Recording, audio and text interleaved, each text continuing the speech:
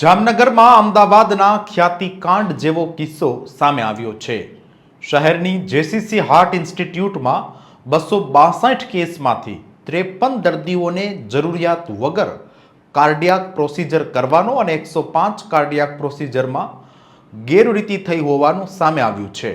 આ મામલે જામનગરની જેસીસી હાર્ટ ઇન્સ્ટિટ્યૂટને પીએમજેએવાય યોજનામાંથી સસ્પેન્ડ કરવામાં આવી છે। તપાસમાં જાણવા મળ્યું કે જામનગરની જેસીસી હાર્ટ ઇન્સ્ટિટ્યૂટ દ્વારા કેટલાક કેસમાં લેબોરેટરી અને ઇસીજી રિપોર્ટમાં છેડછાડ કરી લાભાર્થીઓને કાર્ડિયાક પ્રોસિજરની જરૂર હોવાનું બતાવવામાં આવ્યું।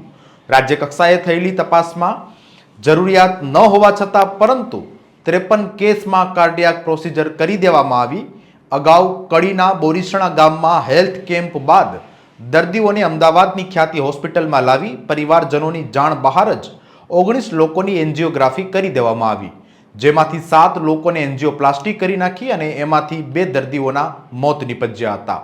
સરકારી યોજનાનો દુરુપયોગ કરી પૈસા કમાવાની લાલચમાં ડોક્ટરો પણ વ્હાઇટ કોલર ક્રાઇમ કરતા ખચકાતા નથી, એનો જીવતો જાગતો પુરાવો જામનગરનું જેસીસી હોસ્પિટલ કાંડ છે।